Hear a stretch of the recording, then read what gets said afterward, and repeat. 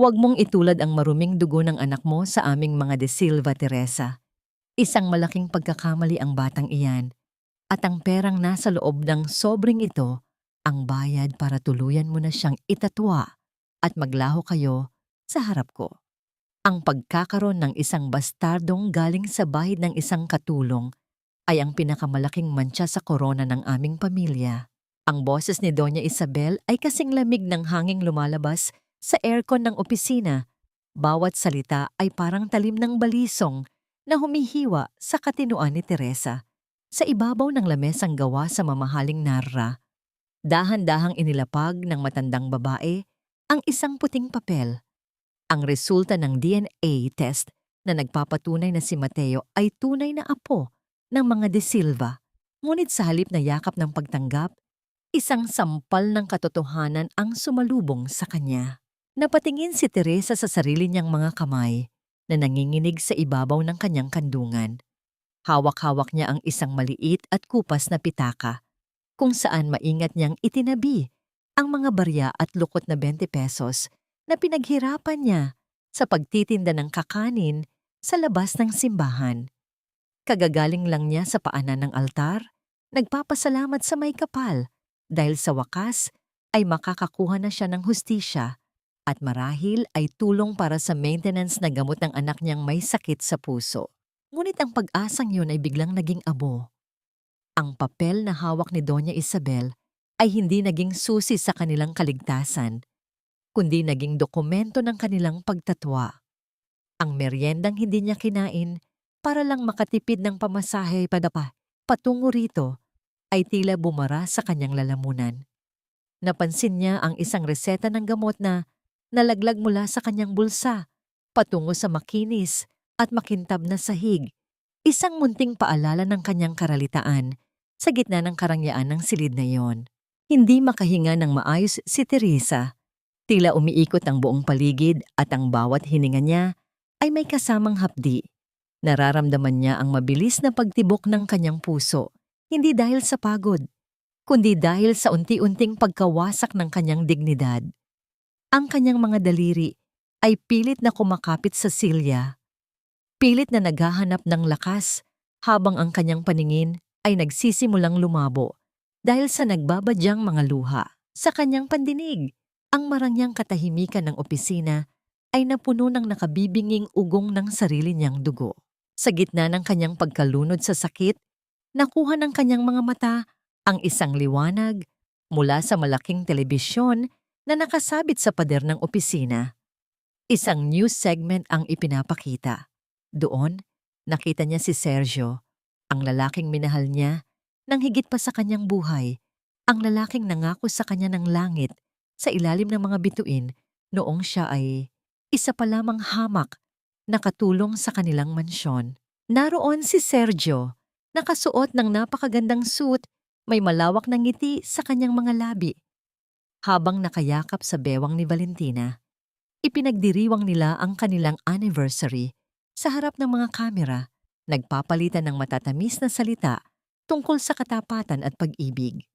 Ang tawa ni Sergio na dati ay musika sa pandinig ni Teresa, ngayon ay tila isang malupit na biro na dumudurog sa natitira niyang lakas. Habang siya ay nakaluhod sa kahirapan para iligtas ang kanilang anak, ang ama ng bata ay abala sa pagbuo ng isang perpektong kasinungalingan sa harap ng buong mundo. Nanigas ang buong katawan ni Teresa. Ang panlalamig ng kanyang mga kamay ay umakyat hanggang sa kanyang dibdib. Ang bawat luhang pilit niyang pinipigilan ay tila naging bubog na bumabaon sa kanyang puso. Tiningnan niya ang sobre ng pera na itinutulak ni Doña Isabel sa kanyang harap. Isang kabayaran para sa kanyang pananahimik, isang suhol para talikuran ang tanging kayamanang meron siya. Tumingala siya at sa gitna ng kanyang nanlalabong paningin, nakita niya ang mapangaping titig ng matandang babae. Ang bawat hiyas na suot nito ay tila nagpapaalala sa kanya kung gaano siya kaliit, kung gaano kadali silang tapakan ng kanyang anak. Ang katahimikan sa loob ng opisina ay muling nabasag ng marinig ang tunog ng ulan na biglang bumuhos sa labas. Bawat patak sa bintana ay tila mga luhang hindi na niya kayang iluha. Napako ang kanyang tingin sa reseta ng gamot ni Mateo na nasa sahig. Isang tanong ang paulit-ulit na humahampas sa kanyang isipan. Isang tanong na nag-iiwan ng mapait na lasa sa kanyang pagkatao. Ito ba ang halaga ng katapatan sa isang mundong pinatatakbo ng ginto at kasinungalingan? Hanggang kailan kailangang magdusa ng isang inang, wala namang ibang hangad, kundi ang kaligtasan ng kanyang anak mula sa kamay ng mga taong itinuturing silang basura? Ang nakaraan ay hindi isang ala-alang kumukupas. Para kay Teresa, ito ay isang sugat na sadyang binubuksan ng bawat patak ng ulan. Habang naglalakad siya palabas ng gusali ng mga De Silva, ang malamig na tubig mula sa langit ay humahampas sa kanyang mukha. Ngunit hindi nito kayang hugasan ang dumi at pait na nararamdaman niya sa loob ng kanyang dibdib. Ang bawat hakbang niya sa basa at madulas na bangketa ay tila humihila sa kanyang gunita pabalik sa gabing iyon. 4 na taon na ang nakalilipas, ang gabing nagpabago sa takbo ng kanyang tadhana. Tila naririnig pa rin niya ang matatalas na tinig na nagmumula sa loob ng mansyon. Sabi ko na nga ba, ang isang ahas ay mananatiling ahas kahit anong bait ang ipakita mo. Ang sigaw na yon ni Valentina ay umalingaw-ngaw sa buong pasilyo. Kasunod ang marahas na paghalughog sa maliit na silid ni Teresa sa quarters ng mga katulong. Doon, sa ilalim ng kanyang manipis na unan, nahanap ang nawawalang kwintas na brilyante ni Valentina. Isang bitag na napakalinaw, ngunit walang sino mang ninais na makakita ng katotohanan. Naalala ni Teresa ang pagpasok ni Sergio sa silid. Ang kanyang mga mata, na dati ay puno ng pagsamba, ay biglang napuno ng pagkadismaya at galit. Teresa, bakit? Ang tanong na yon mula kay Sergio ay mas masakit pa kaysa sa anumang sampal. Gusto niyang sumigaw, gusto niyang sabihing buntis siya sa anak nito, gusto niyang magmakaawa na maniwala ito sa kanya. Ngunit bago pa man siya makapagsalita, ang malamig na kamay ni Doña Isabel ay humawak na sa braso ng kanyang anak. Ibinubulong ang mga salitang lalong nagpalayo sa kanilang dalawa. Nakikita mo na, Sergio, ang perang ninakaw niya ay ang gagamitin niya para takasan ka at sumama sa kung sinong lalaki sa probinsya. Ang sumunod na nangyari ay tila isang malabong panaginip na puno ng lagim. Kinaladkad si Teresa palabas ng malalaking gate ng mansyon. Ang kanyang mga gamit na nakasilid sa isang plastic bag ay itinapon sa putikan.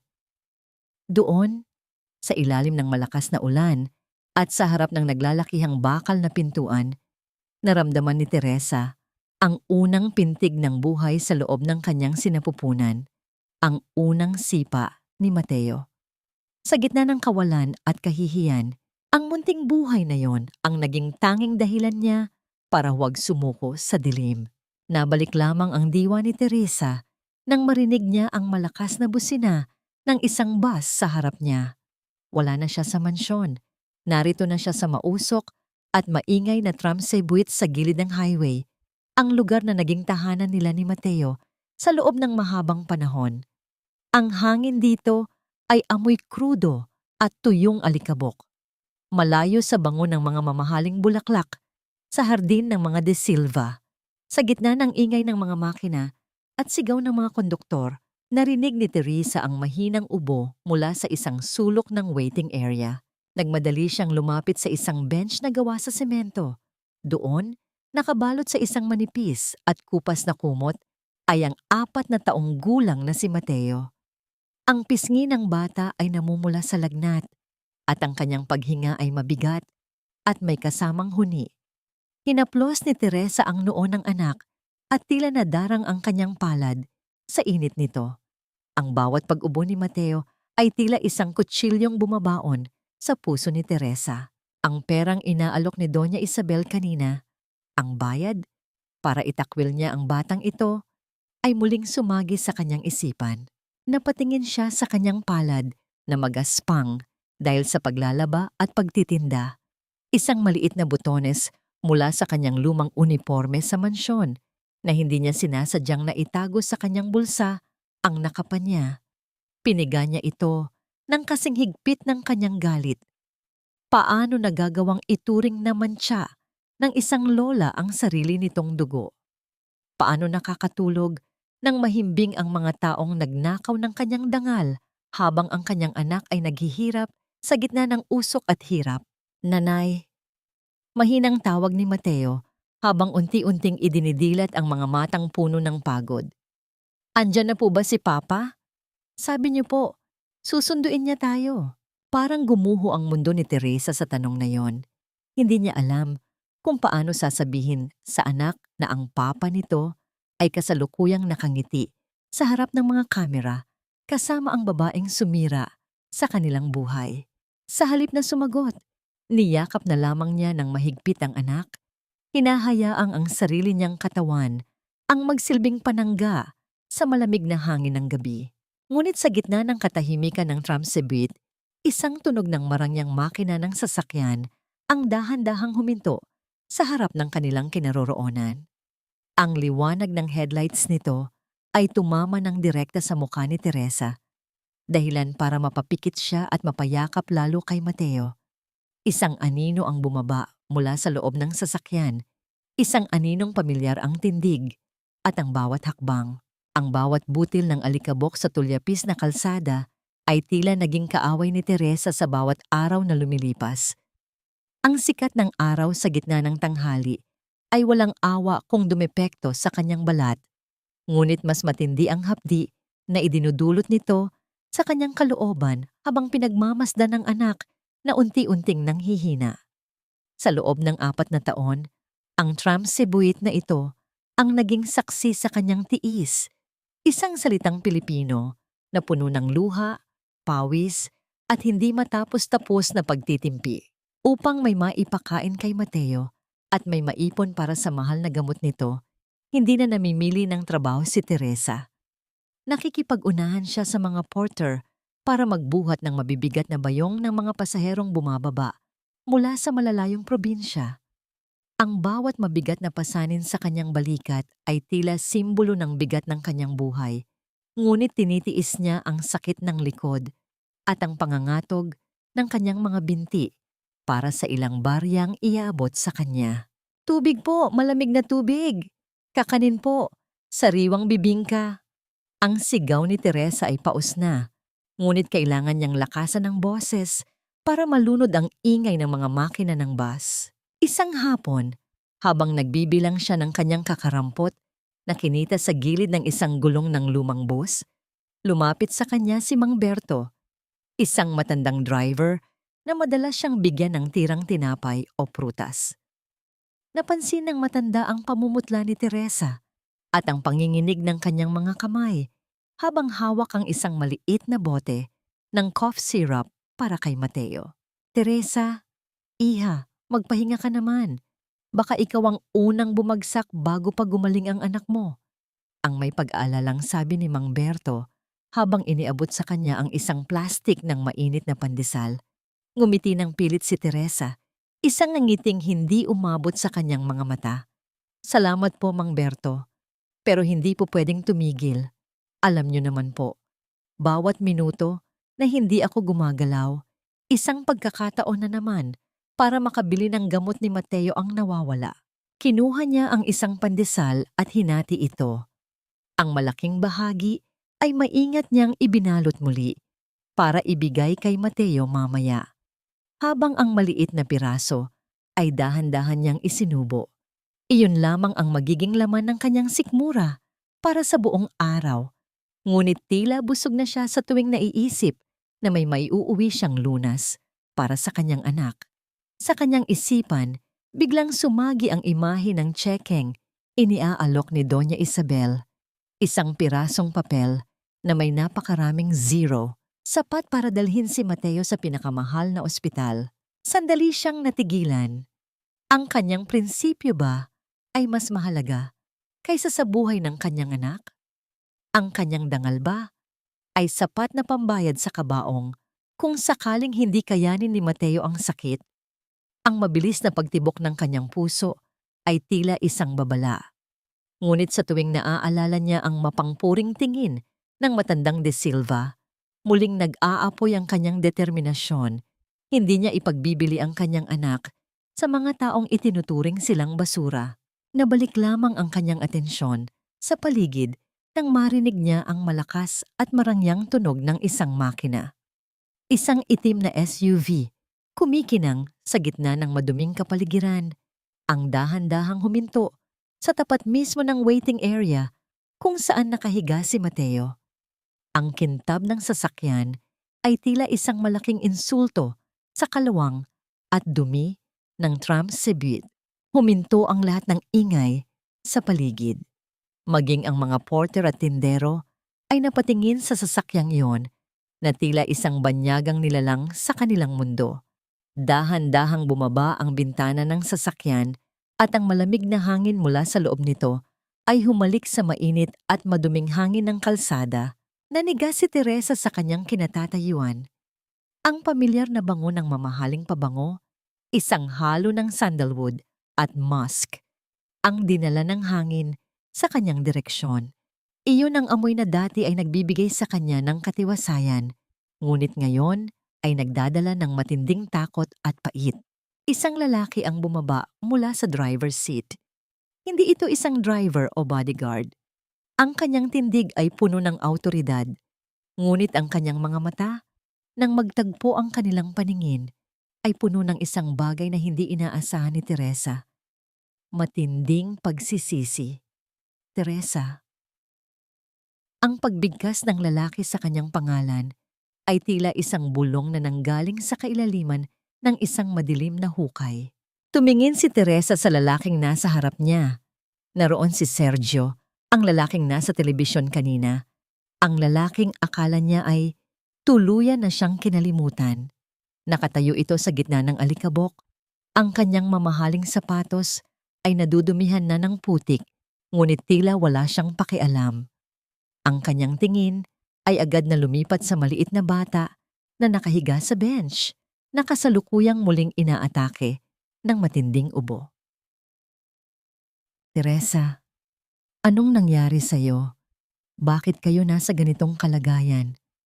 Ang boses ni Sergio ay nanginginig. Tila bawat pantig ay may kasamang bigat ng 4 na taong pangungulila at maling akala.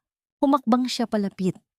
Ang kanyang mamahaling sapatos na gawa sa Italianong katad ay tuluyan ng bumaon sa maputik at maduming lupa ng Tramsibit. Hindi siya makapaniwala sa kanyang nakikita. Ang babaeng dati ay namumukadkad sa ganda sa ilalim ng mga puno ng kabayero sa kanilang mansyon. Ngayon ay tila isang aninong tuyot. Sunog ang balat sa sikat ng araw at ang mga mata ay puno ng pagod na walang hanggan. Ngunit hindi natitinag si Teresa. Tumayo siya ng tuwid sa harap ng bench, ginamit ang sarili niyang katawan bilang panangga para hindi mahawakan o malapitan ni Sergio ang natutulog na si Mateo. Ang kanyang mga kamay ay mahigpit na nakakuyom sa gilid ng kanyang kupas na palda. Huwag kang lalapit, Sergio. Huwag mong dungisan ang hangin na hininga ng anak ko bang suhendian mo, ang matigas na sabi ni Teresa. Ang kanyang boses, bagamat paos, ay may talim na kayang pumutol ng bakal. Teresa, please! Makinig ka muna. Nasira ang sasakyan ko sa di kalayuan. Hindi ko akalaing dito kita matatagpuan.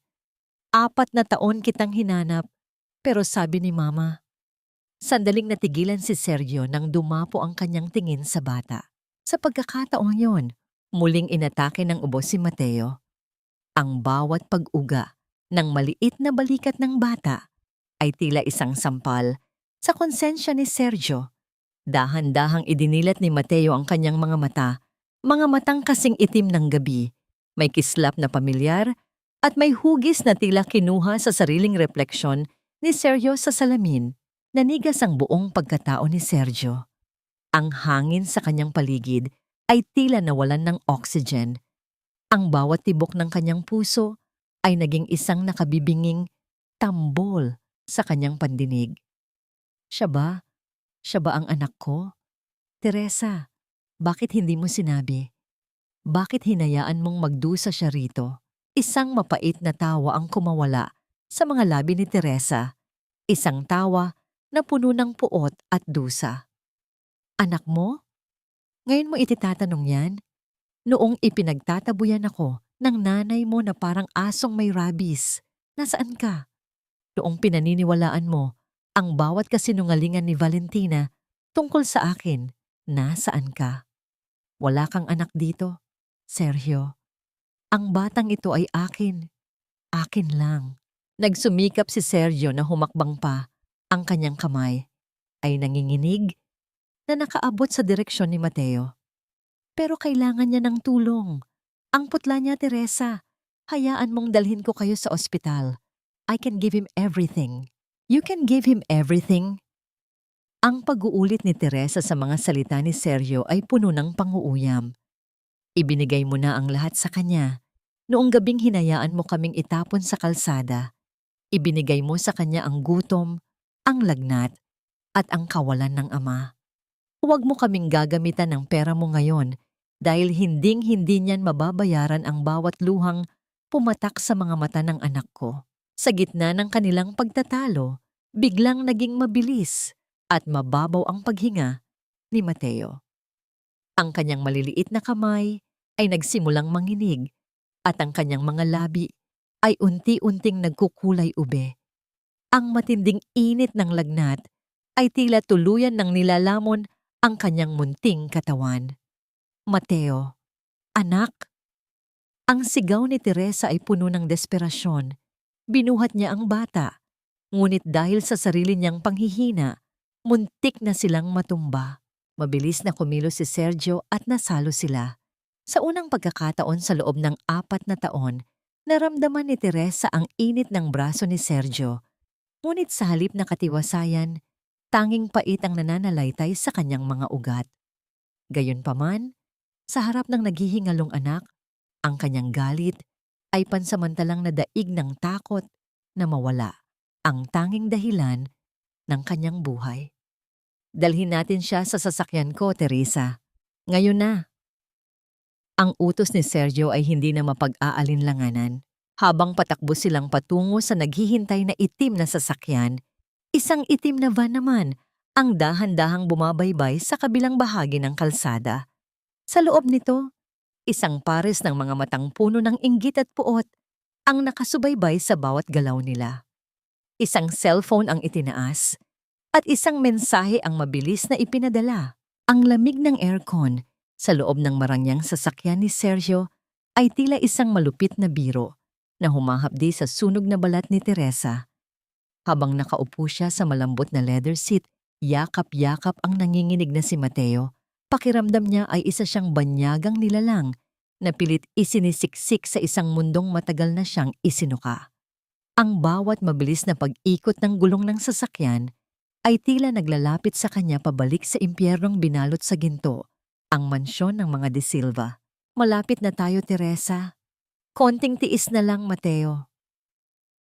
Ang bulong ni Sergio habang ang kanyang mga kamay ay mahigpit na nakahawak sa manibela.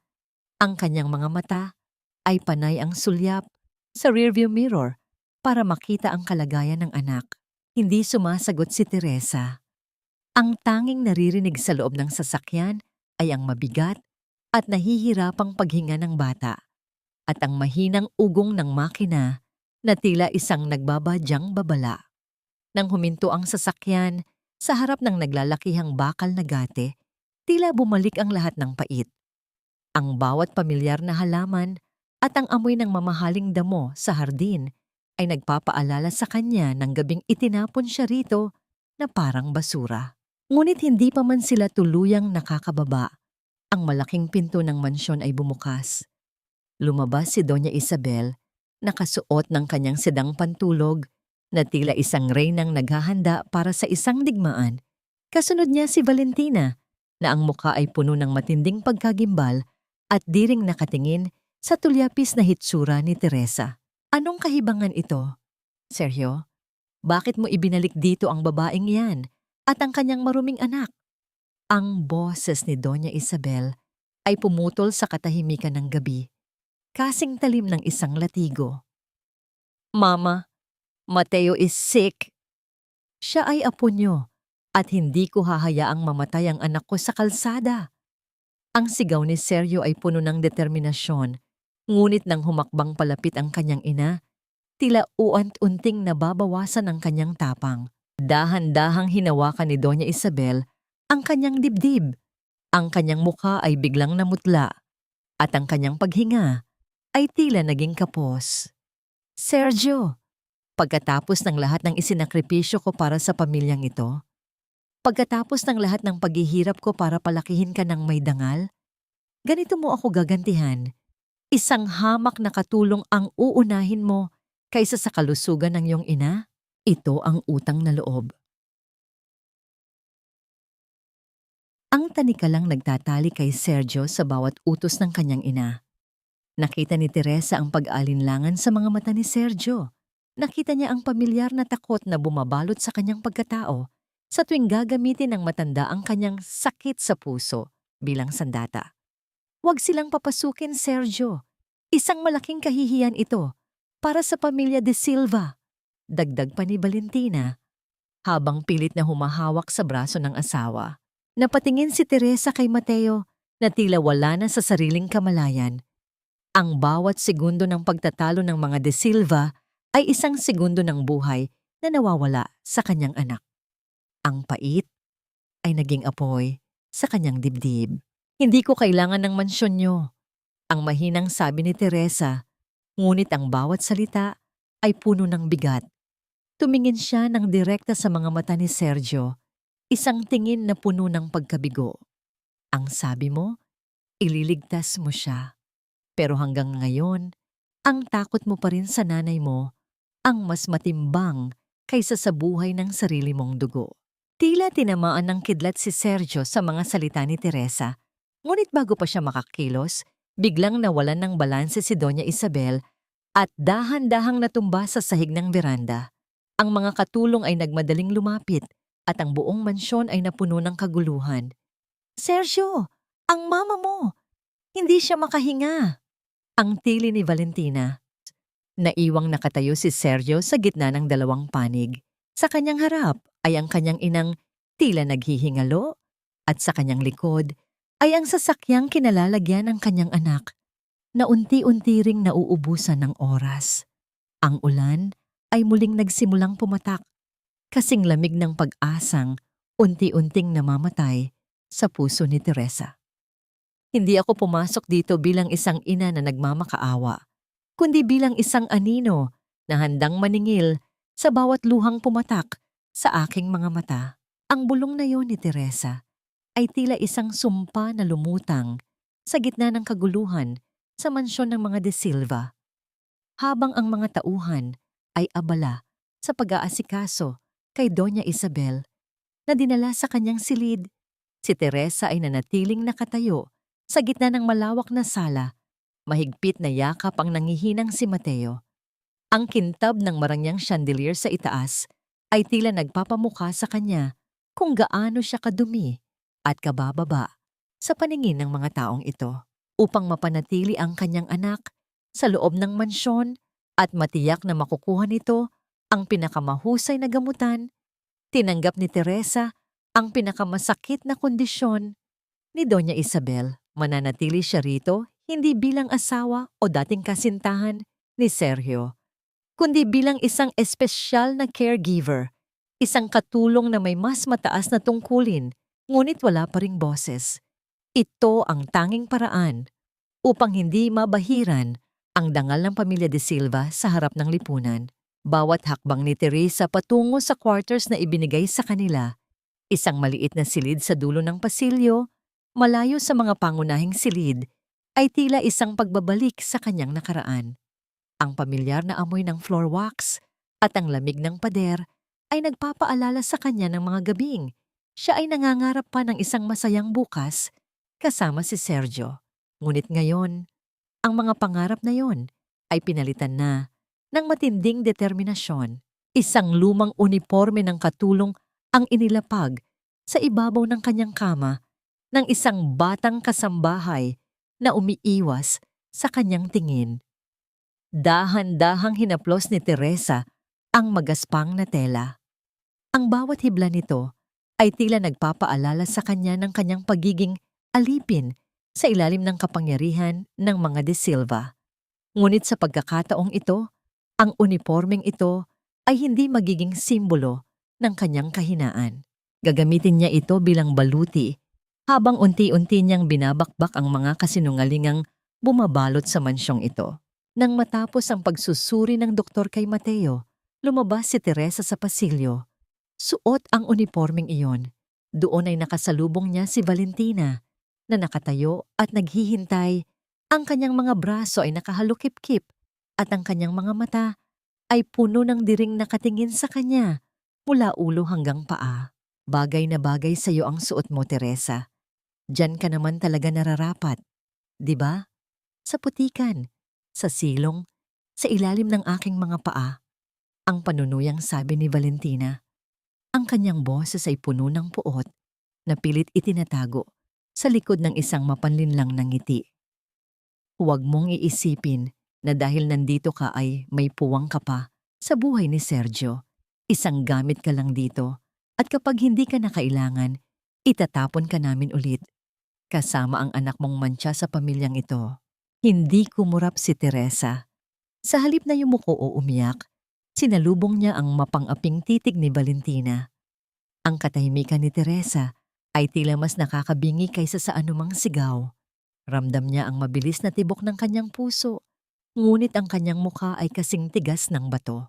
Sa kabilang dulo ng pasilyo, nakita niya si Manang Lita, ang matandang kusinera na tanging nakakaalam ng maraming lihim sa loob ng bahay na ito.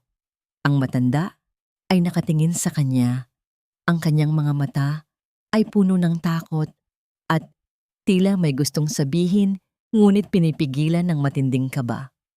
Ang lihim na pagtinging iyon ay nag-iwan ng isang malaking tanong sa isipan ni Teresa. Hindi ikaw ang nagnakaw ng kwintas na yon, Teresa. Alam ko ang totoo dahil nakita ko ang lahat. Ang bulong na yon ni Manang Lita ay tila isang kidlat na gumuhit sa gitna ng katahimikan ng kusina.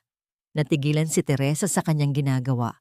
Kasalukuyan siyang nakaluhod sa malamig na sahig, binubura ang mga bakas ng putik na iniwan ng mga bisita ni Valentina. Ang amoy ng sabon at chlorine ay humahapdi sa kanyang ilong, ngunit mas matindi ang hapdi na idinulot ng mga salitang narinig niya. Dahan-dahang iniangat ni Teresa ang kanyang ulo. Nakatayo ang matandang kusinera sa harap ng lababo. Nanginginig ang mga kamay habang pilit na pinatutuyo ang isang platitong porselana. Ang bawat buntong hininga ng matanda ay puno ng bigat ng 4 na taong pananahimik. Sa labas ng kusina, naririnig ang mahinang tawanan ni na Valentina at ng kanyang mga kaibigan, isang tunog na tila nanunuya sa bawat patak ng pawis ni Teresa. Bakit ngayon niyo lang sinabi, Manang? Ang mahinang tanong ni Teresa. Ang boses niya ay nanginginig sa pagitan ng galit at panghihina. Bakit hinayaan niyo akong itapon sa kalsada na parang basura? Bakit hinayaan niyong magdusa ang anak ko? Yumuko si Manang Lita. Ang kanyang mga luha ay pumatak sa malinis na platito. Patawarin mo ako, iha. Takot ako kay Doña Isabel. Alam mo naman kung paano siya magparusa. Pero hindi ko na kaya ang bigat sa dibdib ko sa tuwing nakikita kita sa kalagayang yan. Nakita ko si Valentina nung gabing iyon. Siya mismo ang naglagay ng kwintas sa loob ng iyong bag habang ikaw ay abala sa paghahanda ng merienda sa kusina. Napahigpit ang hawak ni Teresa sa basahang hawak niya. Ang galit na matagal na niyang pilit na ikinukulong ay tila isang bulkang mayon na unti-unting sumasabog sa loob ng kanyang dibdib. Hindi lang pala ang kanyang dangal ang ninakaw, kundi pati na rin ang pagkakataong mabuhay ng marangal ang kanyang anak. Sa sandaling iyon, isang bagay ang nagbago sa loob ni Teresa. Ang dating takot ay napalitan ng isang malamig at matalas na determinasyon. Mula sa bulsa ng kanyang uniforme, dahan-dahan niyang inilabas ang kanyang lumang cellphone. Ang screen nito ay may lamat na, ngunit sapat pa para gamitin ang voice recorder. Manang, kailangan ko ang tulong niyo. Hindi na ako papayag na tapakan pa nila tayo. Pagkatapos ng usapang yon, inutusan si Teresa Nalinisin ang silid-aklatan ni Doña Isabel, isang lugar na ipinagbabawal sa mga karaniwang katulong. Habang binubura niya ang alikabok sa mga naglalakihang istante ng libro, ang bawat galaw niya ay maingat at tila isang magnanakaw na naghahanap ng katarungan. Sa ilalim ng isang mabigat na drawer na gawa sa nara, may napansin siyang isang bagay na bahagyang nakausli. Dahan-dahan niyang hinila ang drawer at doon, sa isang tago at madilim na sulok, ay nakita niya ang isang lumang susi na may kakaibang disenyo. Ang kintab nito ay tila nawala na sa tagal ng panahon, ngunit ang bigat nito sa kanyang palad ay nagpapahiwatig na hindi ito isang ordinaryong susi. Naalala niya ang mga kwento ni Manang Lita tungkol sa isang tagong vault sa loob ng mansyon kung saan itinatago ni Doña Isabel ang lahat ng kasalanan ng pamilya de Silva. Isang mahinang tunog ng mga yabag sa labas ng pinto ang nagpatigil sa kanyang paghinga. Ang bawat hakbang ay tila papalapit sa kanyang kinaroroonan. Mabilis niyang isinilid ang susi sa loob ng kanyang medyas at muling bumalik sa pagpupunas ng lamesa, pilit na pinapakalma ang kanyang mabilis na pagtibok ng puso. Ang pinto ay bumukas. Nang dahan-dahan, lumilikha ng isang mahabang anino sa sahig na tila isang kamay na handang sumakal sa kanyang leeg. Huwag kang titigil hanggat hindi kumikinang ang bawat dumi sa sapatos ko, Teresa. Diyan ka naman sanay, hindi ba? Sa paanan ng mga taong hindi mo kailanman mapapantayan.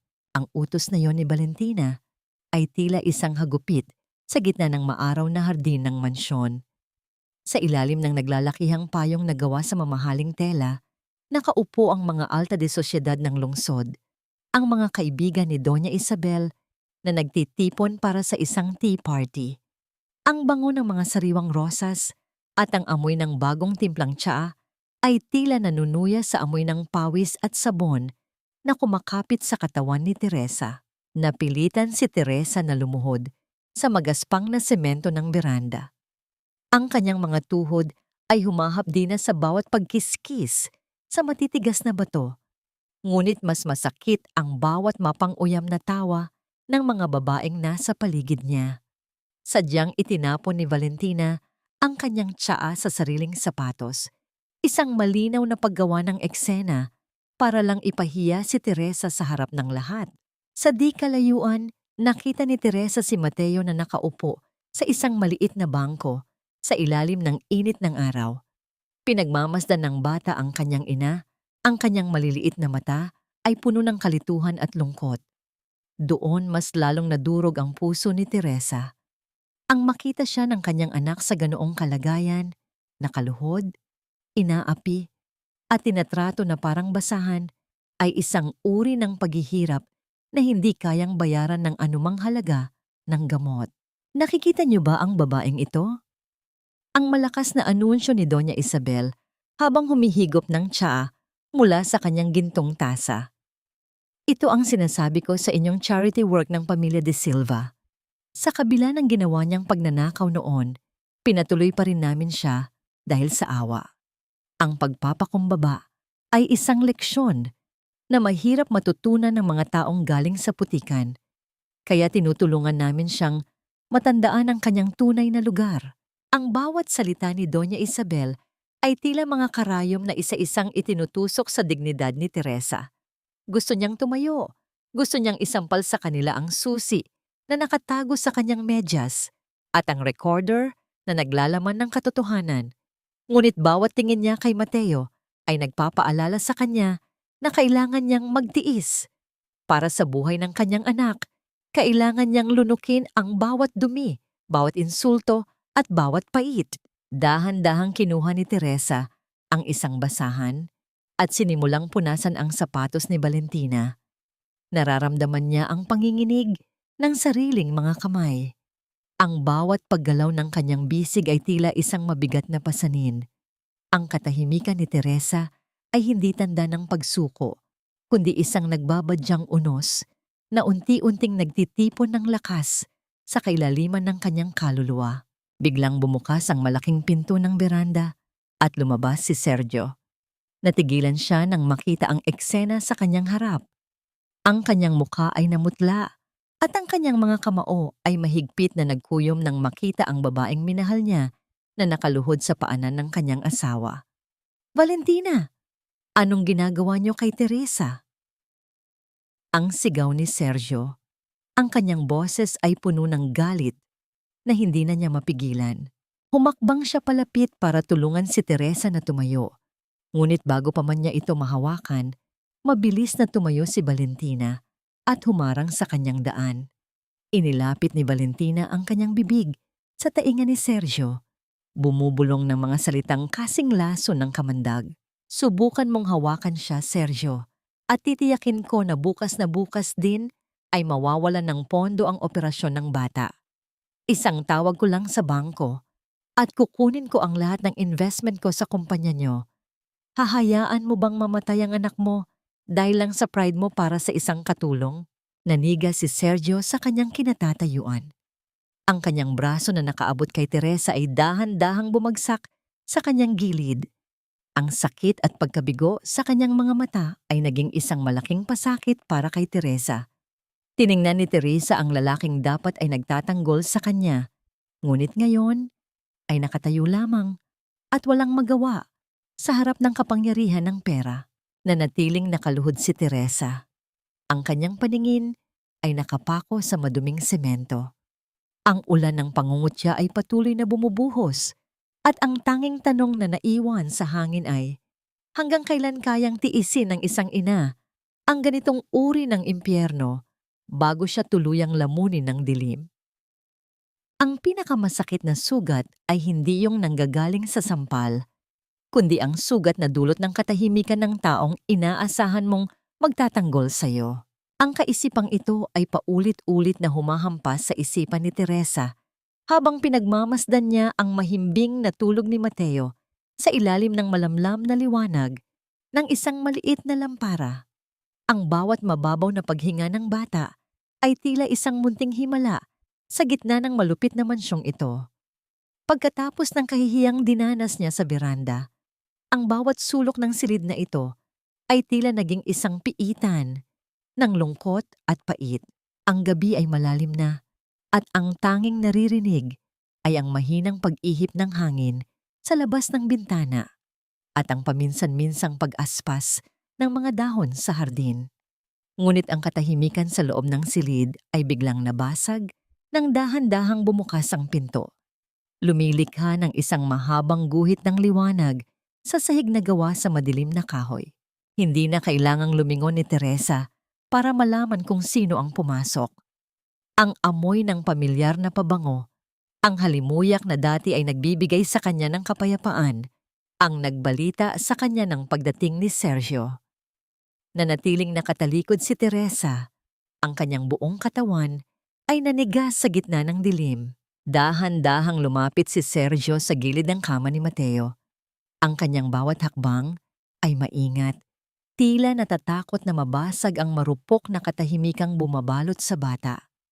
Sa ilalim ng anino, nakita ni Teresa ang pagkislap ng mga mata ni Sergio habang nakatitig sa mukha ng anak. Ang kanyang kamay ay nanginginig na nakaabot para haplusin ang buhok ni Mateo. Isang paggalaw na puno ng pag-iingat at matinding pagsisisi. "Patawarin mo ako, Mateo. Patawarin mo si Papa." Ang bulong ni Sergio. Ang kanyang boses ay tila isang binaling kwerdas ng gitara, paos at puno ng pait. Sa gitna ng kanyang pagtulog, bahagyang gumalaw si Mateo at humawak sa daliri ni Sergio. Ang munting pagdaiti ng kanilang mga balat ay tila isang kuryenteng gumapang sa buong pagkatao ni Sergio.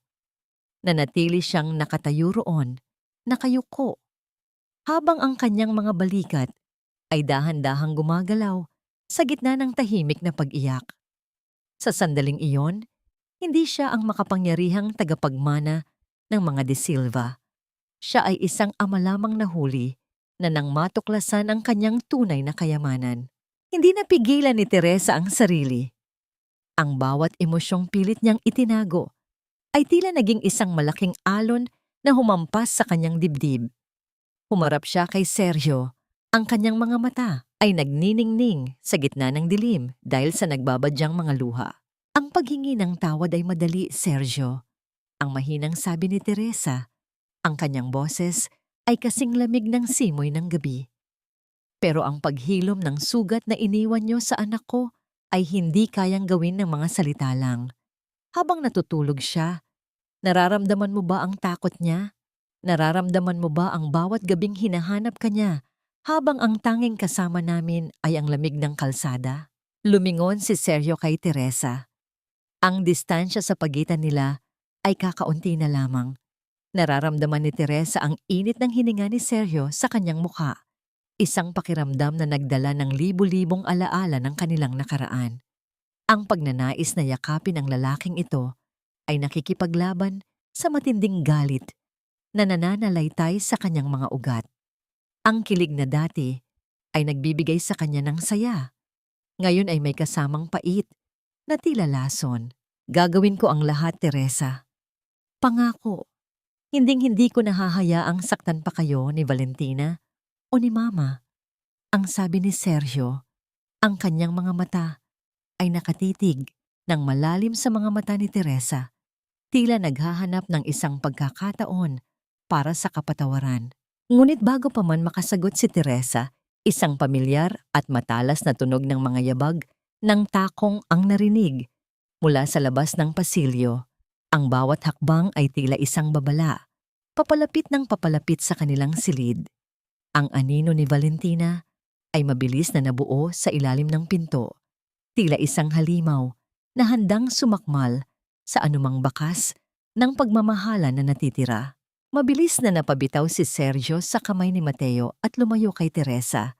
Ang takot na muling makita sa kanyang mga mata ay ang huling bagay na kailangang makita ni Teresa para maalala ang katotohanan.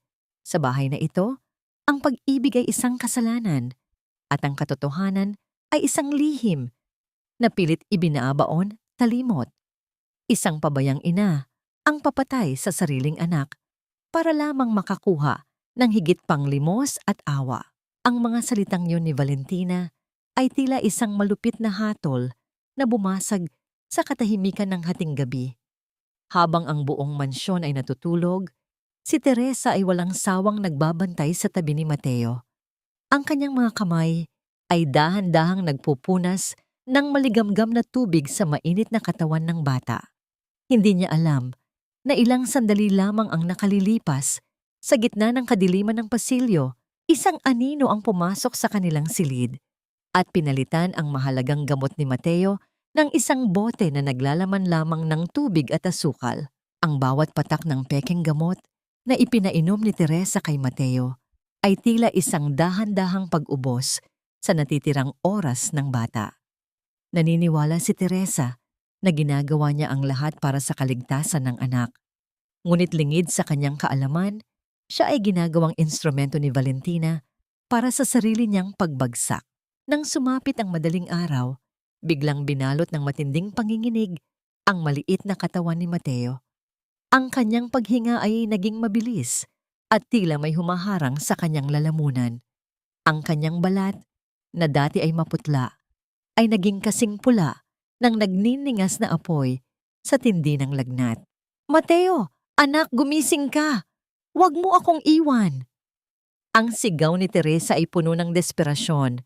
Bawat tunog ng kanyang boses ay tila isang paghiling sa langit na huwag hayaang mangyari ang kanyang pinakakatatakutan. Ang ingay ni Teresa ay mabilis na nakakuha ng atensyon ng lahat sa mansyon. Ang tunog ng mga mabilis na yabag sa pasilyo ay tila isang dambuhalang orasan na nagbibilang ng huling sandali ng katahimikan. Bumukas ang pinto at pumasok si Doña Isabel. Kasunod si Valentina na nakasuot ng kanyang marangyang balabal. Ang kanyang mukha ay sadyang binalot ng pag-aalala na puno ng panlilinlang. Anong nangyari? Anong ginawa mo sa bata? Ang tili ni Valentina, mabilis na lumapit sa kama at kinuha ang bote ng gamot na nasa lamesa. Doña Isabel, tignan niyo, ang gamot. Bakit tila iba ang amoy? Bakit tila tubig lamang ang laman nito? Tumingin si Doña Isabel kay Teresa. Ang kanyang mga mata ay nagniningning sa galit at pagkamuhi. Ginamit mo ang perang ibinigay namin para sa sarili mo at pinalitan mo ng tubig ang gamot ng anak mo? Ganyan ka ba kawalang puso, Teresa? Ganyan ka ba kadesperada na manatili rito kaya sadyang pinapalala mo ang sakit ng bata para kaawaan ka namin? Isang malakas at masakit na sampal ang dumapo sa pisngi ni Teresa. Ang tindi ng puwersa ay naging sanhi para mapasandal siya sa gilid ng higaan. Ang kanyang paningin ay nagdilim at ang lasa ng dugo ay dahan-dahang kumalat sa kanyang bibig. Hindi siya makapagsalita. Ang bawat salita ng pagtatanggol ay tila natuyo sa kanyang lalamunan sa tindi ng shock at sakit. Hindi totoo yan. Ang tanging naibulalas ni Teresa, ang kanyang boses, ay isang mahinang hikbi sa gitna ng kaguluhan. Palabasin ang babaeng yan. Ngayon din, ang utos ni Doña Isabel sa mga security guard na pumasok sa silid. Huwag niyo siyang hahayaang lumapit muli sa aking apo. Si Valentina ang mag-aasikaso sa pagdadala kay Mateo sa ospital. Ang babaeng ito ay isang panganib sa sarili niyang dugo. Hinawakan ng dalawang malalaking lalaki ang mga braso ni Teresa. Ang bawat kaladkad sa kanya palabas ng silid ay tila isang pagpunit sa kanyang kaluluwa. Ang huling nakita ni Teresa bago isara ang pinto ay ang munting kamay ni Mateo na nakaabot sa kanya at ang mapanuyang ngiti ni Valentina na nakatago sa likod ng mga palad nito habang nagkukunwaring umiiyak. Naiwang nakadapa si Teresa sa madilim at malamig na pasilyo, ang bawat hibla ng kanyang pagkatao ay tila nadurog sa ilalim ng bigat ng malupit na kasinungalingan. Paano mo ipaglalaban ang iyong karapatan bilang ina kung ang buong mundo ay nakatingin sa iyo bilang isang mamamatay tao? Mayroon pa bang liwanag na matitira kapag ang tanging taong nagbibigay sa iyo ng lakas ay tuluyan ng inilayo sa iyong mga bisig? Hindi na ako iiyak. Ang bawat luhang pumatak sa sahig ng mansyong ito ay magsisilbing lason na uubos sa inyong lahat. Ang boses ni Teresa ay wala ng bakas ng panginginig. Sa gitna ng dilim ng hardin, kung saan siya itinapon ng mga security guard, nakatayo siya ng tuwid sa ilalim ng ambon. Ang kanyang mga mata na dati ay puno ng pagsamo, ngayon ay tila naging dalawang nagniningning na uling sa gitna ng gabi. Matalim, malamig, at handang sumunog.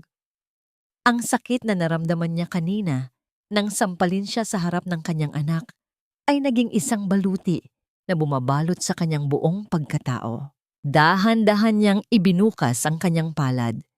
Sa loob nito ay nakatago ang isang maliit na plastik na takip ng bote ng gamot na mabilis niyang nakuha mula sa basurahan bago siya kinaladkad palabas.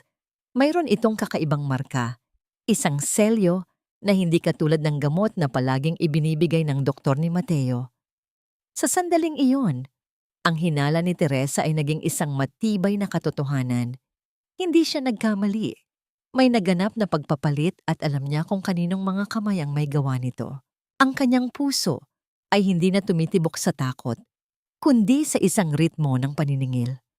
Habang ang bawat patak ng ulan ay humahalik sa kanyang mainit na balat, tila unt-unting naglalaho ang imahe ng mahinang Teresa. Ang bawat insulto ni na Valentina at Doña Isabel ay naging mga hakbang sa isang hagdanang patungo sa kanyang muling pagbangon. Ang bawat tiis na ginawa niya sa loob ng 4 na taon ay naging puhunan para sa laban na ito. Naglakad siya patungo sa likurang bahagi ng mansyon sa tapat ng bintana ng kusina. Doon, sa ilalim ng isang malaking puno ng santol, ay naghihintay si Manang Lita. Ang matanda ay nanginginig sa takot. Hawak ang isang maliit na piraso ng papel at isang lumang calling card na matagal nang itinatago ni Teresa sa loob ng kanyang maliit na pitaka. Ito na ang hinihingi mo, Teresa. Ang bulong ni Manang Lita, ang boses ay halos hindi marinig dahil sa ihip ng hangin. Narinig ko ang usapan ni Valentina at ng nurse kanina sa telepono. Binayaran niya ito para manahimik tungkol sa pagpapalit ng gamot. At ito ang numero ng abogadong sinasabi mo. Kinuha ni Teresa ang calling card. Nakasulat doon ang pangalan ni Attorney Ramirez, ang taong minsan ay tinulungan ng kanyang ama nung nabubuhay pa ito. Ito ang kanyang huling alas. Ang tanging tulay niya patungo sa hustisya. Sa bawat pagpiga niya sa card, tila nararamdaman niya ang pagdaloy ng lakas mula sa kanyang mga ninuno. Hindi na siya ang dating katulong na yuyuko sa bawat utos. Hindi na siya ang biktima na iiyak sa isang sulok habang inaapi.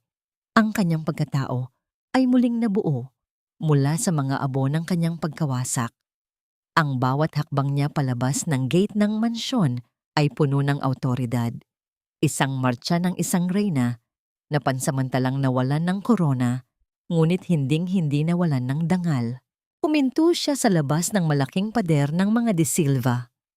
Tumingala siya sa madilim na langit at sa isang sandali, tila nakita niya ang mukha ni Mateo sa gitna ng mga bituin. Ang munting tinig ng anak na tumatawag sa kanya ay naging isang sigaw ng pakikidigma sa kanyang pandinig. Dinukot niya ang kanyang cellphone mula sa bulsa ng kanyang basang uniforme. Pinindot niya ang mga numero sa screen. Bawat tunog ng pagpindot ay tila isang pintig ng oras na papalapit sa pagbagsak ng kaharian ng mga De Silva. Attorney Ramirez, ako po si Teresa, ang anak ni Mang Isko. Kailangan ko po ng tulong niyo. Oras na para singilin ang mga taong akala ay pag-aari nila ang mundo dahil sa kanilang ginto. Ang katahimikan sa kabilang linya ay napuno ng tensyon. Bago narinig ang isang boses na magpapabago sa lahat. Ngunit sa likod ni Teresa, isang anino ang dahan-dahang lumalapit. Hawak ang isang bagay na maaaring pumutil sa kanyang plano bago pa man ito makapagsimula. Akala mo ba ay hahayaan kitang sirain ang lahat ng pinaghirapan ko, Teresa? Isang hamak na basahan na nagpipilit maging seda. Iyon lang ang tingin ko sa'yo noon. At iyon lang ang tingin ko sa'yo hanggang ngayon. Ang boses ni Valentina ay tila isang matalim na kuko na kumakalmot sa katahimikan ng gabi. Lumabas siya mula sa anino ng malalaking puno ng akasya sa labas ng gate.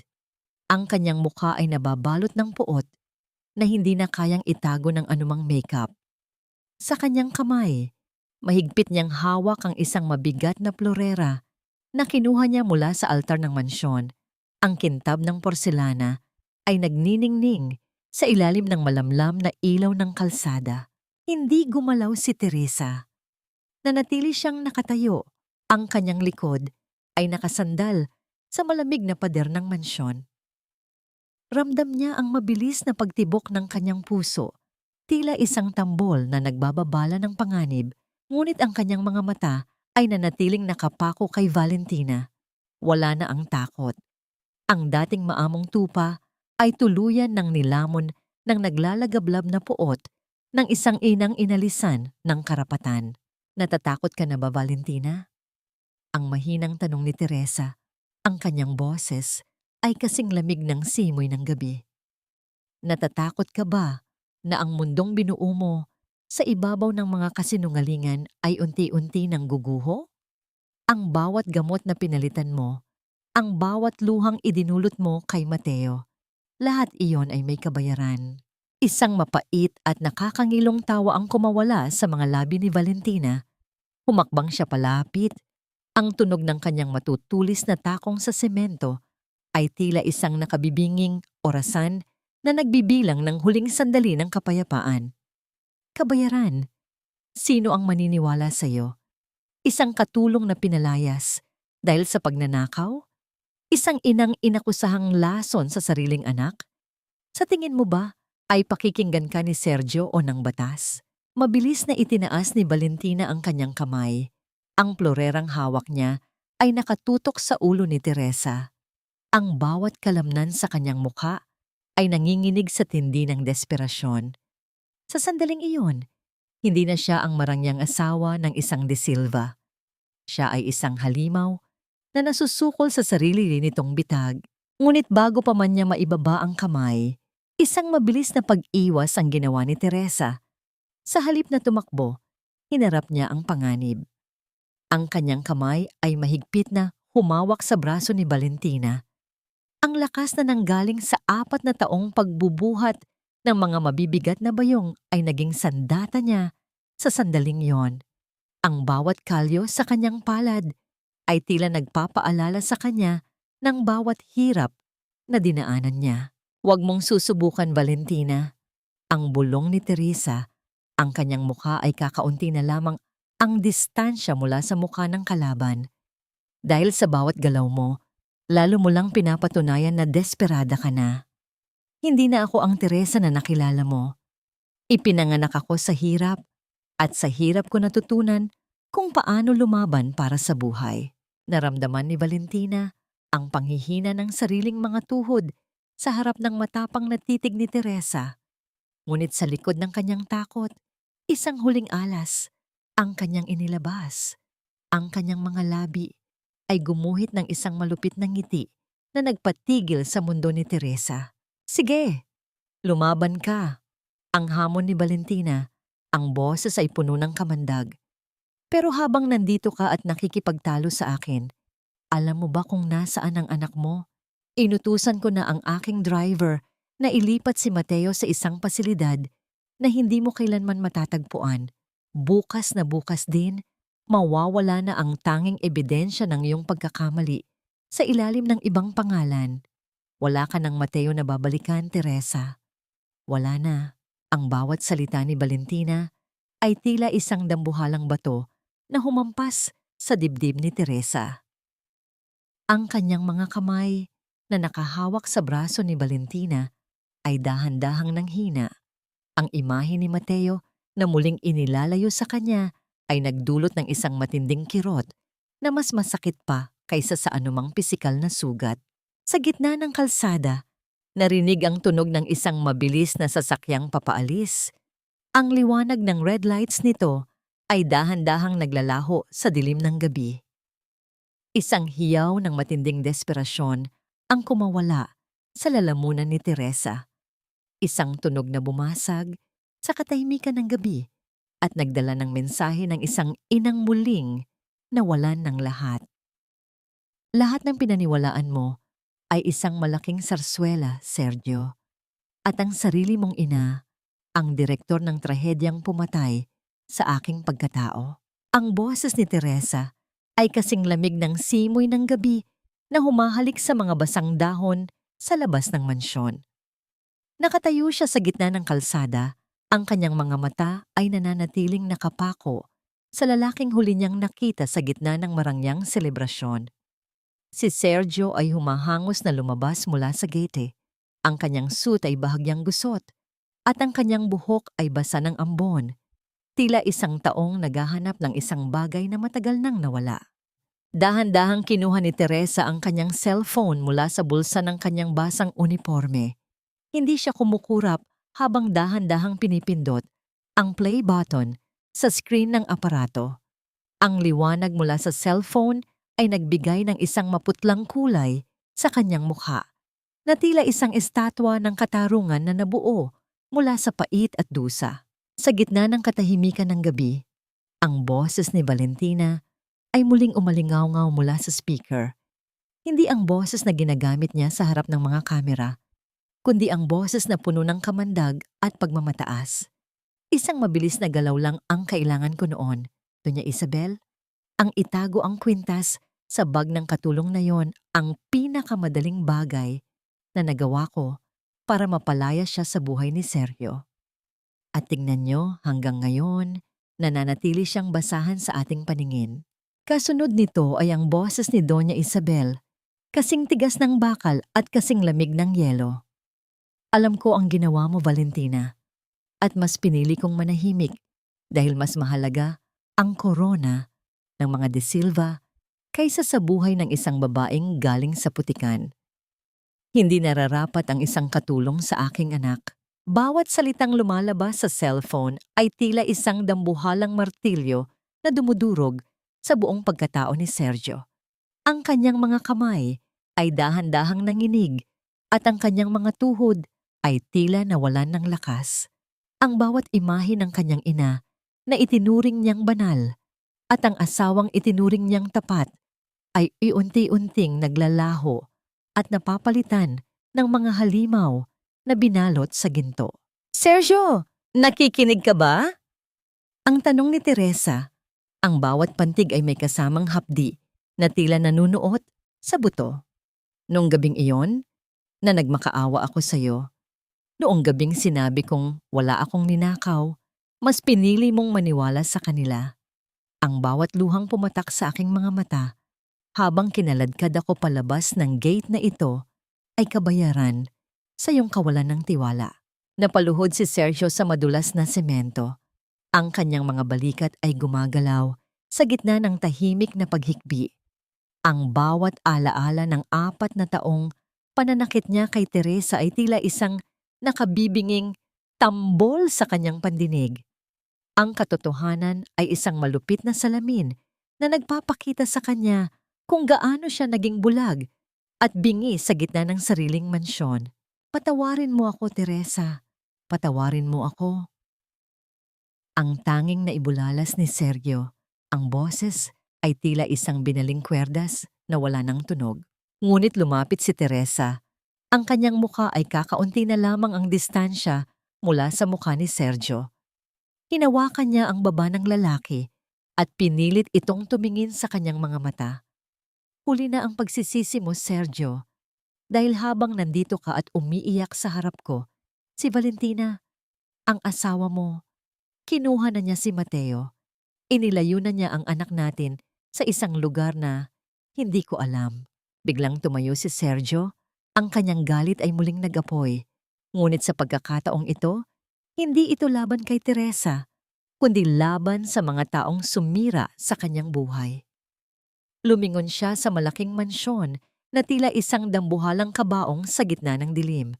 Ang bawat ilaw sa loob nito ay tila mga matang nanunuya sa kanyang pagkawasak. Saan niya dinala si Mateo? Ang tanong ni Sergio, ang boses ay puno ng determinasyong tila handang pumatay. Tumingin si Teresa sa malayo, sa direksyon kung saan naglaho ang sasakyan ni Valentina.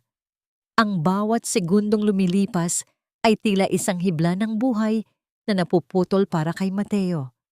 Ang huling nakita ni Sergio bago mabilis na tumakbo patungo sa loob ng mansyon ay ang malamig na titig ni Teresa. Isang titig na nagsasabing hindi na kailanman mabubuo ang anumang nawasak ng kanilang mga kasinungalingan. Maibabalik pa ba ng isang huling paghaharap ang batang inilayo ng poot? O ang muling pagkikita ni na Sergio at ng kanyang ina ay magiging mitya ng tuluyang pagguho ng kaharian ng mga De Silva? Ang pamilya at ang pag-ibig sa kapwa, ang tunay na pundasyon ng dangal ng mga De Silva. Sa bawat sentimong ibinibigay natin sa gabing ito, tinutulungan nating bumangon ang mga taong nasa dilim. Ang boses ni Doña Isabel ay umalingaw-ngaw sa buong malaking ballroom ng pinakasikat na hotel sa lungsod. Nakasuot siya ng isang makinang na ternong asul. Ang bawat hiyas sa kanyang leeg ay tila sumasayaw sa ilalim ng mga dambuhalang chandelier. Sa kanyang harap, ang mga pinakamayayaman at pinakamakapangyarihang tao sa lipunan ay masigabong nagpapalakpakan, hinahangaan ng kanyang kabutihang loob. Sa likod ng mga kurtina sa gilid ng entablado, nakatayo si Teresa. Ang kanyang simpleng suot na blusa at pantalon ay tila isang mantsa sa gitna ng mga mamahaling gown at suit. Ramdam niya ang mabilis na pagtibok ng kanyang puso, tila isang ibon na pilit kumakawala sa hawla. Ang bawat salita ni Doña Isabel tungkol sa pagkalinga ay tila mga sampal na nagpapainit sa kanyang mukha. Naisip niya si Mateo, ang kanyang anak na kasalukuyang inilayo sa kanya, ang batang itinuring naman siya ng babaeng kasalukuyang nagbibigay ng talumpati tungkol sa pag-ibig. Nanuyo ang lalamunan ni Teresa. Ang kanyang mga kamay ay mahigpit na nakakuyom sa isang maliit na flash drive na ibinigay sa kanya ni Attorney Ramirez ilang oras lang ang nakalilipas. Ito na ang sandali. Ang bawat pait na tiniis niya Ang bawat pagluhod niya sa putikan at ang bawat luhang pumatak sa kalsada ay dinala siya sa puntong ito. Hindi na siya ang katulong na nagmamakaawa. Siya na ang katarungang handang sumingil. Dahan-dahang lumabas si Teresa mula sa anino. Ang tunog ng kanyang mga simpleng sapatos sa makinis na sahig ay tila isang nakabibinging babala sa gitna ng marangyang tugtugan. Huminto ang lahat ng tawanan. Ang bawat mata sa ballroom ay nakatuon sa kanya. Isang banyagang nilalang sa gitna ng kanilang perpektong mundo. Itigil ang kasinungalingang ito, ang mahinang sabi ni Teresa. Ngunit ang kanyang boses ay tila may dalang kapangyarihan na nagpatahimik sa buong silid. Namutla si Doña Isabel nang makita si Teresa sa gitna ng ballroom. Mabilis na lumapit si Valentina. Ang kanyang mga mata ay nanlilisik sa galit. "Anong ginagawa mo rito?" "Security! Ilabas ang baliw na babaeng ito." Ngunit bago pa man makakilos ang mga bantay, isang liwanag ang tumama sa malaking screen sa likod ng entablado. Ang video na dapat ay nagpapakita ng mga charity work ng mga De Silva ay biglang napalitan. Ang boses ni Valentina at Doña Isabel ay umalingaw-ngaw sa buong ballroom. Ang kanilang usapan tungkol sa pagtatanim ng ebidensya, ang pagtatwa kay Mateo, at ang malupit na plano para itago ang bata. Ang marangyang katahimikan ay napalitan ng mga bulungan ng pagkagimbal. Nakita ni Teresa si Sergio na nakatayo sa isang sulok. Ang kanyang muka ay puno ng matinding pait habang nakatingin sa kanyang ina at asawa. Sa pagkakataong ito, hindi na si Sergio ang kailangang magsalita. Ang katotohanan na mismo ang humuhusga sa kanila. "Ito ba ang dangal na sinasabi niyo, Doña Isabel?" Ang tanong ni Teresa. Ang kanyang boses ay nanginginig sa tindi ng emosyon habang humahakbang palapit sa entablado. Ang itapon ng sariling dugo at laman dahil lamang sa takot na mabahiran ng inyong pangalan, ang manira ng buhay ng isang inang wala namang ibang hangad kundi ang mahalin ng kanyang anak. Hindi makapagsalita si Doña Isabel. Ang kanyang korona ay tila uwent-unting naglalaho sa bawat segundong lumilipas. Si Valentina naman ay pilit na sumisigaw, nagwawala, habang sinusubukang patayin ng projector. Ngunit huli na ang lahat. Ang bawat marangyang hiyas na suot nila ay tila naging mga kadena ng kahihiyan. Ang malaking pinto ng ballroom ay biglang bumukas ng marahas. Ang tunog ng mga mabilis na hakbang ng mga lalaking nakauniporme ng pulis ay bumasag sa huling bakas ng prestihiyo ng mga De Silva. Isang opisyal ang lumapit kay Valentina. Hawak ang isang puting papel na naglalaman ng utos mula sa hukuman. "Valentina De Silva, inaaresto ka sa kasong kidnapping at falsification of documents. Kasama na rin ang tangkang pananakit kay Teresa Marasigan." Ang anunsyo ng pulis na tila isang huling hatol ng kamatayan para sa ambisyon ni Valentina. Habang kinakabitan ng mga bakal na posas ang mga kamay ni Valentina, lumingon si Teresa kay Sergio. Nakita niya sa mga mata nito ang isang matinding desisyon. Lumapit si Sergio kay Doña Isabel, kinuha ang mikropono at sa harap ng lahat, binitawan ang mga salitang tatapos sa isang dinastiya. "Mula sa gabing ito, hindi ko na kinikilala ang sarili ko bilang isang De Silva kung ang ibig sabihin nito ay ang maging bulag sa kasamaan." Ang sabi ni Sergio, ang kanyang boses ay puno ng pait. "Mama, Valentina, tapos na ang inyong pamumuno sa takot." Dinala ng mga pulis si Valentina palabas ng ballroom sa gitna ng mga flash ng kamera ng mga reporter na kanina pa nakatitig. Ngunit sa gitna ng kanyang tagumpay, naramdaman ni Teresa ang isang matinding panlalamig. Isang pulis ang lumapit sa kanya. Ang mukha nito ay puno ng pag-aalinlangan at may ibinulong na nagpabagsak sa mundo ni Teresa sa ikalawang pagkakataon. "Teresa, ang sasakyang nagdadala kay Mateo patungo sa pasilidad. Nasangkot ito sa isang malubhang aksidente sa highway." Ang bawat tunog ng sirena sa malayo ay tila isang matalim na kuko na kumakalmot sa aking kaluluwa, Sergio. Kung mawawala ang anak ko, isasama ko ang buong mundo sa aking pagluha. Ang boses ni Teresa ay halos isang bulong na lamang habang mabilis na tumatakbo ang sasakyang kinalululanan nila patungo sa highway. Ang bawat ilaw ng poste na nadadaanan nila ay tila mga mabilis na guhit ng liwanag na nagpapaalala sa kanya kung gaano kabilis maaaring magbago ang tadhana. Ang kanyang mga kamay ay mahigpit na nakakapit sa rosaryong matagal na niyang hawak. Ang bawat butil nito ay tila naging saksi sa lahat ng kanyang paghihirap. Pagdating nila sa lugar ng aksidente, ang amoy ng sunog na goma at ang usok na nanggagaling sa nagkayuping sasakyan ay nagdulot ng matinding panlalamig sa buong katawan ni Teresa. Ang itim na sasakyang nagdadala kay Mateo ay nakabaligtad sa gilid ng kalsada. Ang mga bintana nito ay basag-basag at tila mga bubog na nagniningning sa ilalim ng ilaw ng mga bumbero. Mabilis na bumaba si Sergio, hindi pinansin ang ulan at ang putik sa kalsada. "Mateo! Mateo anak!" Ang sigaw niya. Ang boses ay puno ng desperasyon na tila isang taong handang ibigay ang sariling buhay kapalit ng sa kanyang anak. Sa gitna ng kaguluhan, nakita ni Teresa ang isang maliit na kumot na kulay asul, ang paboritong kumot ni Mateo, na bahagyang nakausli mula sa ilalim ng isang upuan sa sasakyan. Ang kanyang puso ay tila tumigil sa pagtibok.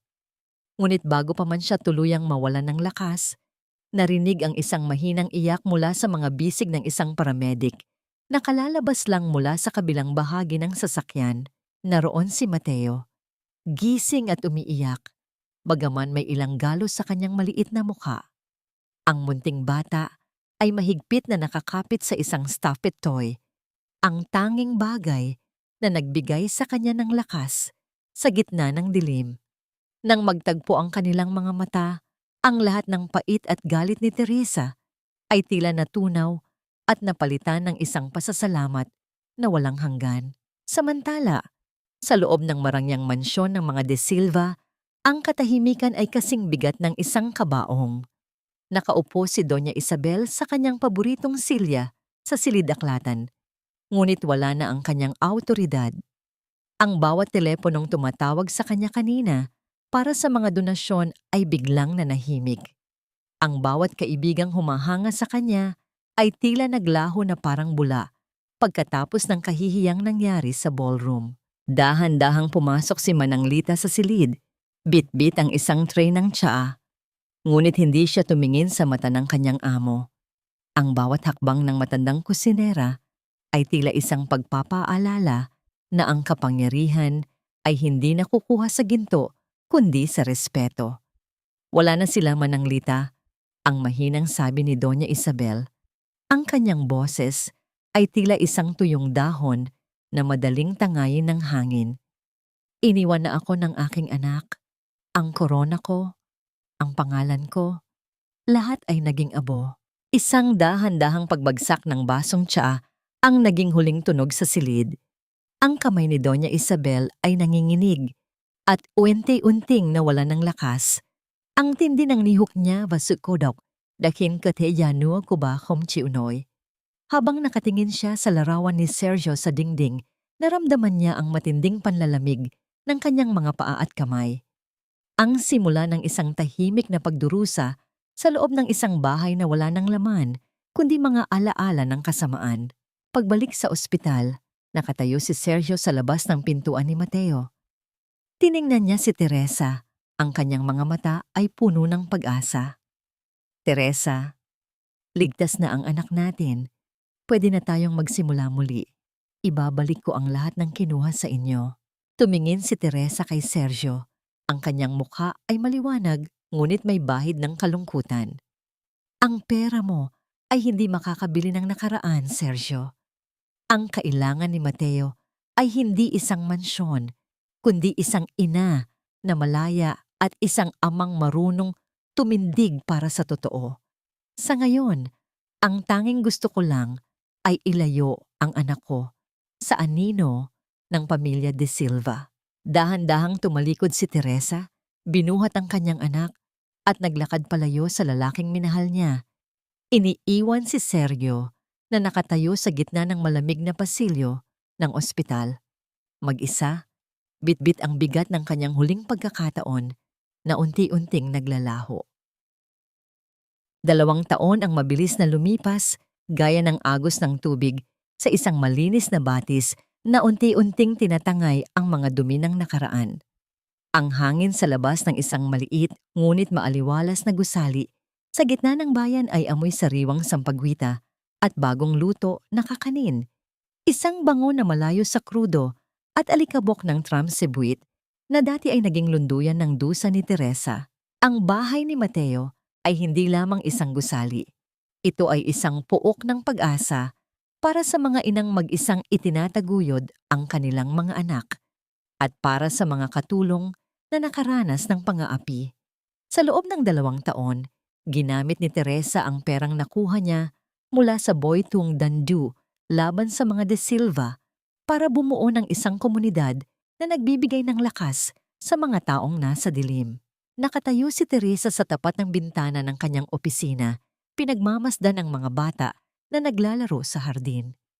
Ang kanyang balat ay wala na ang sunog na kulay ng hirap, kundi isang malusog na ningning ng isang babaeng malaya at may sariling paninindigan. Ang bawat hibla ng kanyang buhok na hinahaplos ng hangin ay tila nagkukwento ng kanyang tagumpay laban sa tadhana. Ang tunog ng isang mabilis na sasakyan na dahan-dahang huminto sa tapat ng gate ay kumuha ng kanyang atensyon. Isang puting sasakyan, simple at hindi katulad ng mga marangyang itim na sasakyan ng mga De Silva noon ang bumukas. Lumabas ang isang lalaking nakasuot ng simpleng polo shirt at maong, si Sergio. Sa loob ng 2 taon, hindi siya tumigil sa pagpapatunay na karapat-dapat siya sa ikalawang pagkakataon. Tinalikuran niya ang marangyang posisyon sa kumpanya at mas piniling mamuno sa mga proyektong pangkabuhayan sa mga probinsya. Ang kanyang mga mata na dati ay puno ng pag-aalinlangan, ngayon ay may lalim na ng pag-unawa at tunay na pagpapakumbaba. Dahan-dahan siyang naglakad patungo sa hardin, bit-bit ang isang maliit na modelong eroplano, ang bagong hilig ni Mateo. Nang makita siya ng bata, mabilis na tumakbo si Mateo patungo sa kanya. Ang bata na dati ay sakitin at maputla, ngayon ay punong-puno ng sigla at ang kanyang tawa ay kasing liwanag ng sikat ng araw. "Papa!" Ang masayang sigaw ni Mateo habang yumayakap sa binti ni Sergio. Ang salitang "Papa" ay tila isang matamis na awit na nagpapatigil sa mundo ni Sergio sa bawat oras na naririnig niya ito. Dahan-dahan niyang binuhat ang anak, ang kanyang mga braso ay puno ng pag-iingat at pagmamahal. Tumingala siya sa bintana at doon ay nagtagpo ang kanilang mga mata ni Teresa. Isang matamis at payapang ngiti ang sumilay sa mga labi ni Teresa.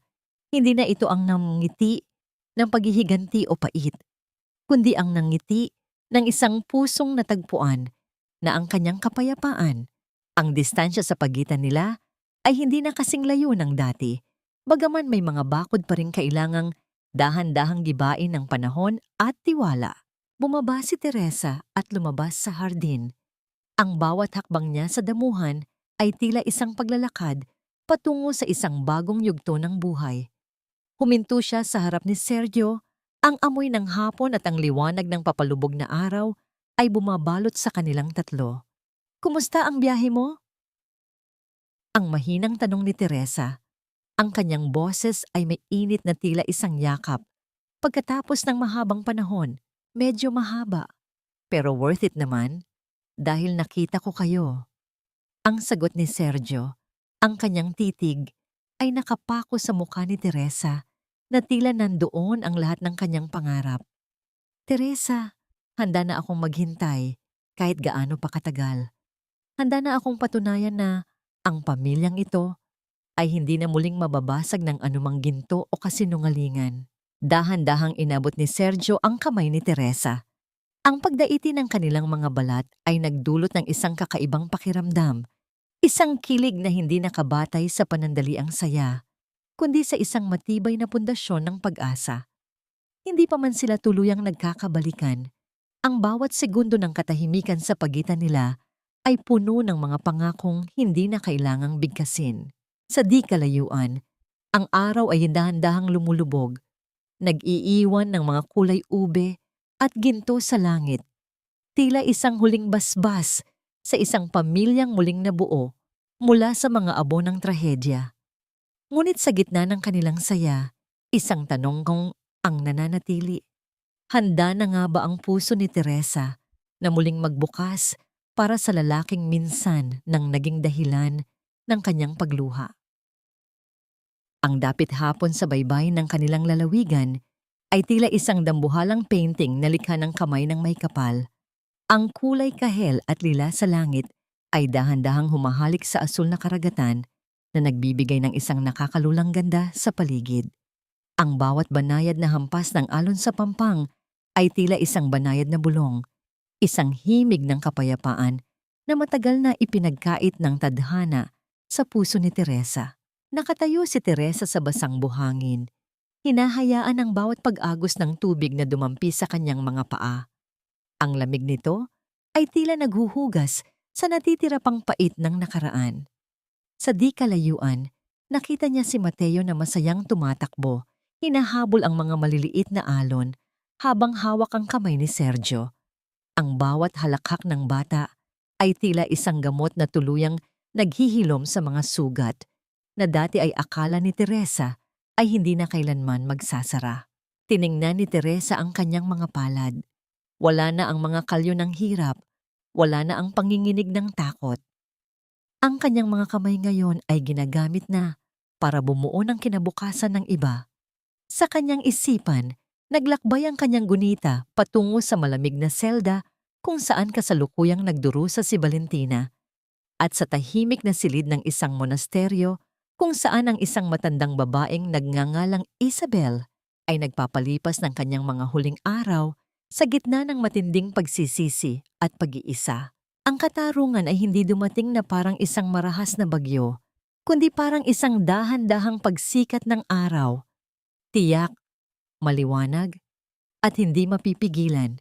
Lumapit si Sergio sa kanya. Ang kanyang mukha ay nababalot ng liwanag ng papalubog na araw. Walang kailangang sabihin.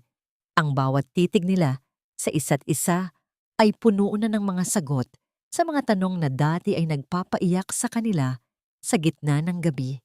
Dahan-dahang isinandal ni Teresa ang kanyang ulo sa balikat ni Sergio at sa unang pagkakataon, naramdaman niya ang tunay na kahulugan ng salitang tahanan.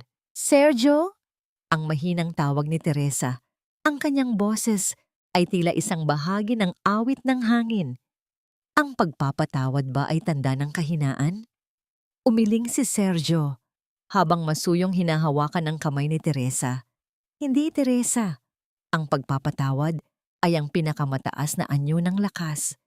Dahil dito natin pinatutunayan na mas malaki ang ating kakayahang magmahal kaysa sa kanilang kakayahang manakit. Sa sandaling iyon, ang tatlo sa kanila ay naglakad sa dalampasigan, ang kanilang mga anino sa buhangin ay nagmistulang isa. Ang bawat bakas ng kanilang mga paa ay dahan-dahang binubura ng alon na tila nagsasabing ang bawat sakit ng kahapon ay pinalitan na ng isang bagong simula. Ang pag-ibig sa gitna ng lahat ng trahedya ay nanatiling ang tanging kislap na hindi kayang patayin ng anumang dilim.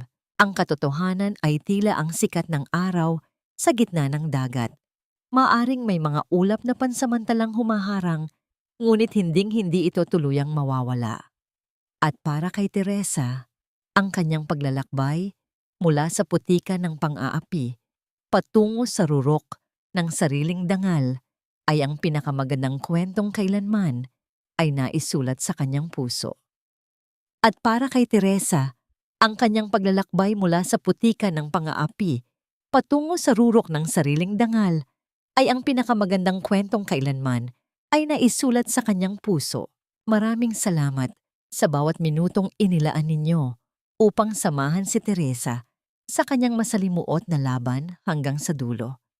Habang isinusulat ko ang mga kabanatang ito, lalo na ang sandaling kailangang lumuhod ni Teresa sa malamig na semento habang ang kanyang anak ay naghihingalo, hindi ko mapigilang mapaluha sa tindi ng sakit. Ramdam ko ang bawat pintig ng kanyang takot at ang bawat hapdi ng kanyang pagtitiis. Ang kwentong ito ay hindi lamang bunga ng imahinasyon. Ito ay hango sa katatagan ng maraming kababaihang aking nakilala na patuloy na lumalaban sa gitna ng unos ng buhay. Ang buhay ay parang isang maliit na buto na kailangang ibaon sa madilim na lupa at dumaan sa matinding lamig bago ito muling sumibol at mamulaklak sa ilalim ng sikat ng araw. Naway magsilbi itong paalala na ang pag-ibig, pag-asa at higit sa lahat, ang kakayahang magpatawad ay ang mga tunay na liwanag na hinding-hindi kayang pawiin ng anumang dilim. Bago tayo tuluyang magtapos, nais ko kayong tanungin mula sa kailaliman ng inyong puso. Kung ikaw ang nasa kalagayan ni Teresa, kaya mo rin bang magpatawad para sa iyong sariling kapayapaan? O sapat na bang makitang nagbabayad ang mga taong sumira sa iyong dangal? Ibahagi ang inyong mga saloobin at damdamin sa aming comment section. Huwag din kalimutang i-like at i-share ang video na ito upang maabot pa natin ang mas maraming pusong nangangailangan ng inspirasyon at pag-asa. Maraming salamat sa inyong pagtangkilik at hanggang sa muli nating pagkikita sa susunod na kwento ng buhay at pag-ibig.